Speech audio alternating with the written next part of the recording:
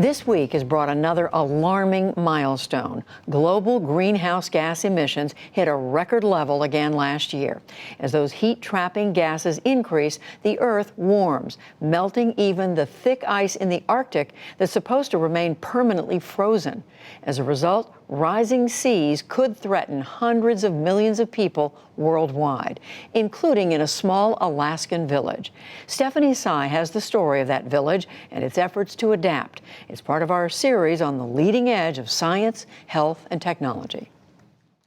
More than 2 decades ago, the Yupik of Newtok, Alaska, voted to move to a new land. With the Earth warming, the permafrost their village sat on was melting, while rising seas were making the Ninglik River rise and erode the riverline and coastline, on average 70 feet a year. In early October, the first Yupiks started moving to their new town, Muttervik, located along a hillside of a volcanic island from where the Ninglik meets the Bering Sea. The new place is close, only 9 miles away, but their journey was long and, as relocation coordinator Romy Cariente describes, arduous. Getting all of the material, equipment, people, food, everything that's associated with construction, the whole logistics, the whole planning of this move was really challenging for everybody. Without a federal policy for relocating people affected by climate change, the Yupik sought various funding sources, and the military helped build some of the houses. The first prototype house was erected in 2016, and 17 families have now moved into new abodes. They are improvements to what they and many other rural Alaskans have had, with proper running water and sewage, replacing the so-called honey buckets that made living in Newtok less than sanitary.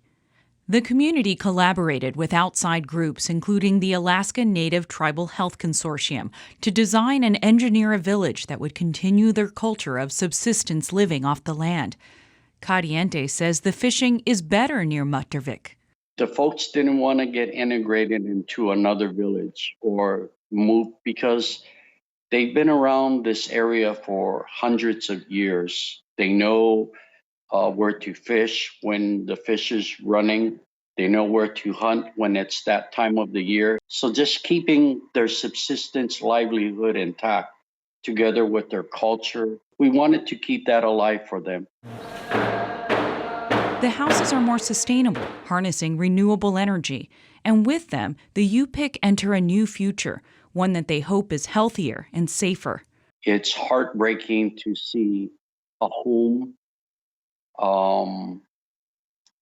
that is almost being lost to the river, just scared families that don't know or don't,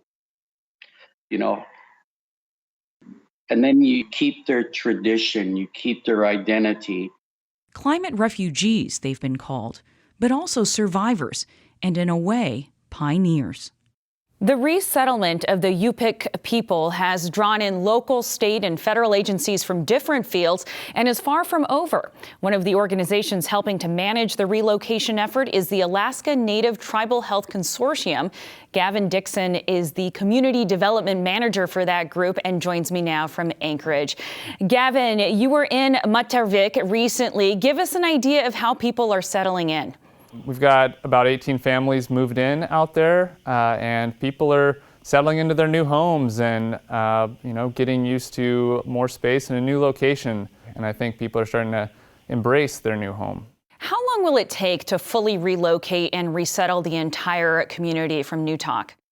It depends a little bit on when investment comes for additional housing and infrastructure in Muttervik, but we're forecasting by 2023 relocating the entire population of Newtok to the new site. There are communities around the country and the world, as you know, facing tough questions about whether to stay in flood-prone areas or relocate. Where do you see the Yupik relocation model fitting into the national conversation? Well, I think Newtok is a community that's moving early and doing it in advance of the impacts of erosion. They're not the only community in rural Alaska. There are many other communities, at least 12 other communities, that are likely to face either partial or full relocation due to the impacts of flooding and erosion, but there's a lot more people in this country and all over the world that face the same threats. And it's not easy to move. And it's not just the challenges from a personal level are very serious.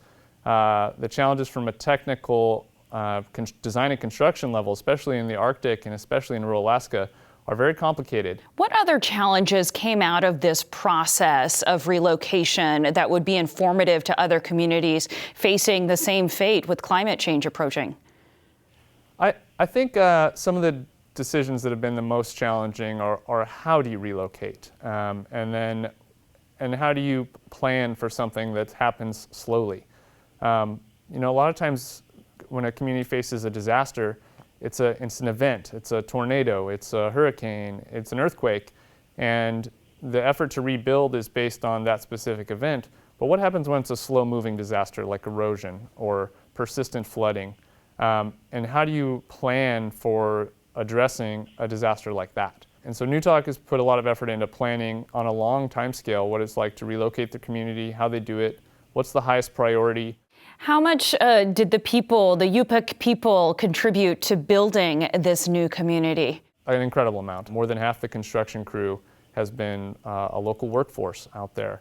The community has also put every dollar that they can scrounge from every funding source they can imagine, including their own tribally generated revenues, into building more housing for their people. How much time do the folks that are still in Newtok have to relocate before their homes disappear into the sea? In 2019, 7 homes would have gone into the Ninglick River if they had not been demolished in advance of the advancing erosion. Those homes, those residents have already relocated to the new site, but more homes lie in the way of the erosion that's encroaching at about 60 feet a year. The folks closest to the erosion have less time than others. We expect there's about 4 houses that could be potentially impacted in 2020. We expect that the school, which is really a central pillar of the community, will be impacted as soon as 2021 or 2022. And the airport, which is the community's primary transportation access, would be impacted by 2023. One of the core tenets of the culture in Newtok is adaptability, and I think that's a really important value their community and their culture maintains to deal with a threat like climate change, a changing environment. Gavin Dixon, the Community Development Manager with the Alaska Native Tribal Health Consortium. Gavin, thank you so much. Thank you.